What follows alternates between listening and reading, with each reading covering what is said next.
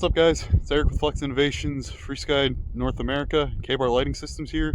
And today I want to give you a walk around of my RV-8 70cc G2 as it's the last day of the flying season here before the temps drop to, I think it's supposed to be like 20 degrees tomorrow. So this is going to be the last time I'm out this year, so I figured I'd make a video of probably my favorite plane of the fleet this year. So let's take a look. Okay, let's go ahead and take a look at the airframe here and all the stuff I'm running on it. So, first off, just talk about the color and stuff quick. I've really been a fan of this scheme on it. It shows up really well in all the, sun, clouds, rain, snow, pretty much anything it's flown in. It's been really good. So, love that. The big thing though with the yellow, I must say, and this is kind of my fault for not knowing this, but this is this way with any brand nowadays because they're all, for the most part, using the same brand of covering, especially like Extreme Flight and Flex. They use the same covering, and when you have yellow, so like this one, the Edge G2 is another one, the 70cc Cap, as well as some other models. You have to take the time with the yellow, and you need to go over all the covering edges really well with an iron, on all these points here, and you need to seal these edges. If you don't seal them, you're going to run into a problem of the clear coat peeling. It happens really quick if you're not on top of that stuff, so just be aware of that. That's one thing when you're building them. Take the time, clear coat it. You won't have any, or just, seal the edges, I should say, not necessarily clear coat it, but take time, seal the edges, and you will have a great flying airplane. Sorry about the squeaky wheels. They could use a little grease, but anyway, let's go ahead and dive into my setup on this thing. So for this season, I've been running the DA70 on this one. It's been all right. I'm not gonna go and start a war with the issues I've had with it, but power wise, it's been pretty good. It's got a 24x9 Falcon carbon fiber prop on it, and that setup's been really nice. It's got a lot of speed. I am going to be switching to a GP76 and a 25x8 wide propeller for a little more thrust and a little more pull out of the hovers, but it's just personal preference more than anything. For baffling, I just went ahead and made my own out of EVA foam. If you've seen my Edge Walkaround, it's the same thing. So same on both sides, just EVA craft foam. Works really well. Unfortunately on this one I can't show you the throttle servo setup, but it's just off the stock linkage and everything. I'll show you the throttle servo on the inside. These are the cutouts for this, for people wondering. A little clearance for the muffler. These are the stock slimline mufflers, I believe. Got a pretty good sized choke hole, but the arm sticks out, that's why it's so big. You can see it here, that's the air inlet for the carb. That works really well. Make sure you can see the choke easy, and yeah, so not a lot there. I cut, I think, an inch off of the mufflers. So the exits here, you can't really see with the black, but I can stick my finger in here and it's touching the back edge of the cutout. Doesn't really show, you can see it a little bit here, but about middle or a little less than middle on the line here. Nice thing with the G2 as well, you can see it here, this opening is done from the factory, and then the only other venting I run is the main exit hole right there. Otherwise I have no other air intakes or exits, and the motor stayed nice and cool the whole year. Another big upgrade with the Gen 2 Rv-8 is the landing gear cuffs, which I don't have installed because I had a dead stick and broke my landing gear and it smashed the cuffs. I have them fixed now, and I never took the time to reinstall them. I just wanted to keep the plane flying, so that's why they're not installed, but they are included with the kit, and they do fit nice and they look really nice, so maybe nice to get them installed again. Got the McFueller dot up here. This isn't exactly where it's intended. I think it's supposed to go up here, but I ended up going here, and I had to make a little bit of a backer, so that was my fault for not picking the right opening, but oops. anyways, it worked out just fine. So the next thing we're going to talk about are my servos. And on this one, I elected to go with the AirFSV version, which, sorry for the poor lighting, it's getting really dark out. But these are the Flex Innovations Potenza 49010 brushless servos with the 2-inch servo arms. And this has really been a great combo. These are really efficient. I'm getting about 8 to, here we go, there. Getting about 8 to 10 flights on a set of batteries, so they have been really, really nice. They center great. I got no complaints about them. I painted the control horns to match. Again, sorry for the poor lighting, but you can kind of see it. They match there and there. They do come pre-installed on the AirFSV, and I just taped them off and airbrushed them. So that's how I got that look. Little tip for those painting them. I found, especially with the airbrush, what works best with these is painting them black or dark color first, and then doing your white. At least for me, it was a lot easier to see. So yeah, back at the tail here, we got the 49010 servos in everything again, using the 1.75 inch hole here. And then the same thing on the rudder. I'm using the slot obviously in the top of the vertical stab, that way I can take it off nice and easy with the speed locks. And that's another huge update on the G2. Obviously the color scheme's different, but this is the biggest thing and probably my favorite part of the G2 Rv-8 is the speed locks. So you can see here, this is the elevator one. So to actuate it, you just pull out, slide back, and now you can slide your elevator off. I'm not going to because I'm going to try and sneak another flight in after this, but slide that back. Locks it. The rudder has a nice pin on it here.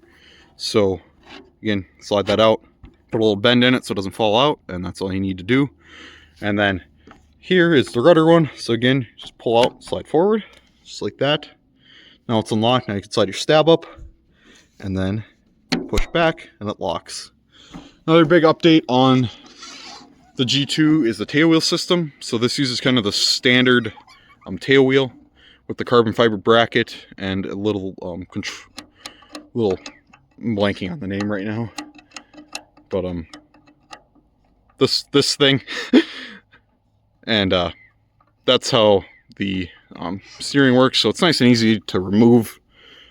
This comes painted or unpainted, just the raw carbon. I chose to paint it just to match the landing gear. The landing gear is pre-painted, but I just like the look of the white tail wheel. So I do have a tutorial on how I did that. If you look at my Facebook page, there's a kind of a collection of pictures from when I put my 60-inch extra together that shows my process for that. So I'm not going to explain that right now, but I already got the canopy loose, so that's why there's the gap around it. That's not normally there. But the speed locks here, really nice. So if it's locked, you pull out, quarter turn, and it locks out, and then you can slide the canopy back and up. Oh, I got a G-Force Pilot in this one. It's just what came out of the last plane this equipment was in. And this is my setup on the inside. So pretty standard. So this is a include fuel tank, all Duro Tygon. If you've seen my Edge one, you know I did the brass tube in that one. This one I did the straw, so just a couple different methods. All Tygon tubing everywhere. So I had the throttle servo die on this plane. The throttle servo now is a Savok 1270 because that's all I had with me at the time. So normally this is, if you look at my build pictures, it's bundled up nice, but that'll get fixed this winter. Battery location right up here. These are Pulse 2S 3600 milliamp 2S lipos, and the CG is pretty dang good right here. I'm very, very happy with it. Good balance. It does crankshafts almost as hard as a 120cc plane, and still is nice and stable. My dad's really comfortable flying it. You know, just kind of as a more sports style, or I can take it and do some pretty crazy 3D stuff. So that's really why I like this plane. I'll talk about that a little more in a second too. But this Velcro up here is where my ignition module is mounted on the bottom, again like the Edge. Throttle servo in the middle, and then other than that, you can see the speed locks right here. Kind of hard to do it, but you reach down and you pull out and slide up just like the elevator or the rudder. And so you get to that. You can see my vent down here. I'm way down there. Let's use a piece of wood to back it up a little bit. And this is where I chose to put my vent. Hindsight, I probably should have put it behind the big hole, but oh well. And then this is kind of the crazy part, but that's it's kind of hard to see, but I have like probably 2/3 of a tank, and I flew it for 10 minutes the last flight. So really nice on fuel. You can fly it a long time. When I get this set up with the GP where I can run high voltage ignition, I'm going to run a fuel flow sensor instead of a timer. So really excited to do that with the FrSky Advanced Engine Suite. But right now for IBEC, I'm using a Tech Aero IBEC. It's underneath the battery on the bottom side of this tray. It's out of the way, works really well. You know, no complaints there. Another key improvement, I forgot to mention this earlier, but we have MPX mounts in the airframe right there. So that's where my MPX connectors go. I soldered on some different extensions to run them back to my receiver right here. It's a FrSky TDR-18. 18 channel dual band receiver. So this has got two 2.4 external antennas, and that's what the newer version has. The older one has one external and one internal. Not really a huge difference there, but so I have this antenna kind of going up into the back, or mainly up, and then the other one's going back into the corner. So that works really well there. And then I have a TDMX up front, which is a secondary receiver. So the 900 is going that way on that one, and this way on the main receiver. That way you get, you know, more diversity. You don't want to run them vertical. I'm not totally sure why, but it's recommended to run them horizontal. So that's what I do. Then I have, you know, antenna going down that way, and then that one going that way. Kind of loops back on itself there. But my batteries, I just use some extensions on them, plug them directly into the receiver. I've got the FrSky pin switch right here, so you pull that out, turns the plane on, shut it off just like that. So nice and simple here. Otherwise, that's really about it. It's pretty standard. I really love the way this plane flies. I don't really have any words other than this thing is amazing. I'm not even saying that, you know, just because I'm affiliated with Flex, but this plane just does everything. Either this or like an Extreme Flight Bushmaster. They are honestly my favorite category of airplane because you can just float around. I like to, you know, just do some low circuits with, you know, power basically at idle, you know, just floating around. And then you can can it, put the flaps up, and go do crankshafts and knife edge spins and hover it and rolling Harriers down the runway. And so it does a lot of cool stuff. So last thing I'm going to do here quick is show you the radio. So, and all my settings. So this is guided by my FrSky X20 RS, or excuse me, not X20 RS. This is my dad's radio. It's a X20 Pro AW from FrSky. So really nice radio, but not an RS. RS is what I normally fly with, but this is kind of my dad's baby, his plane. So I'm gonna turn the plane on here. Get the radio on. Welcome to Ethos. Switch warning. So, engine on. There we go. Get all the switches configured. So see here we got some flashing blue lights. That means our receiver's good to go. See the IBEC light, nice and bright. Engine on. Shut that off. Cool thing with the radio, if it's going to show up here, there we go. You see, got a nice picture of the airplane. It's not really focusing, but nice picture on the radio. So that's really cool. So the first thing, it's kind of hard to do one-handed, but so I have a normal aileron mode like that. If I flip this switch down, Full span ailerons. like the radio said, full span ailerons. So really cool. I then also have obviously flaps. Full span Oop, ailerons. not that switch. That switch. Flaps full. There, got the elevator compensation built in on flight modes. If you look at the YouTube channel I've posted on, I have a full explanation of how I program that using flight modes and some logic switches. So flaps also function as a ailerons still. So you got the full span ailerons and flaps. And then also when I flip that switch down, got crow. So I can flip that off or flip that on.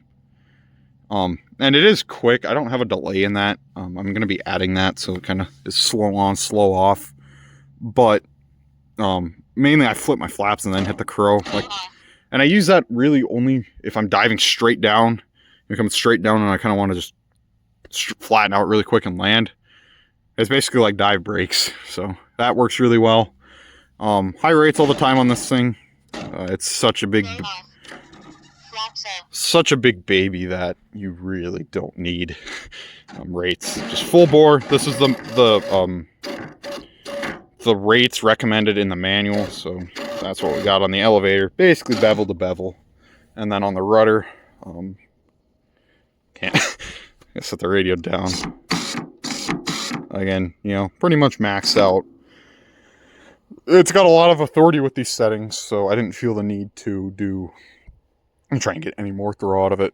I've been very happy. Got a nice roll rate. It actually surprisingly rifle rolls fairly decent. It does slow rolls almost as good as my 120cc Edge. With point rolls, everything. Just amazing. So I don't really have much else to say about this other than I love this plane. It flies so good. If you haven't flown one, you really need to try one. It's magic, as I like to say. So, you know, with that being said, I don't have anything else I think that I want to go over. So, thank you guys for watching. Sad that the season's over. I'll still be trying to post some on my Facebook and Instagram, so I can link those down below. If you have any questions, please feel free to reach out on here, on Instagram or Facebook. Anyone's fine. And yeah, so thank you guys for watching, and thank you everyone that made this season incredible. You know, the sun is now basically set on the season, and this is probably going to be my last day out, with it being, you know, not supposed to be above 20 degrees for the next indefinite period. We had one last nice 60-degree day today, so had to make the most of it and basically squeezed all the light out. I might try and get one more flight in here, but so thank you for everyone that made this season amazing, and can't wait to see you guys at the field next year. So we'll see you next time, and thank you for watching.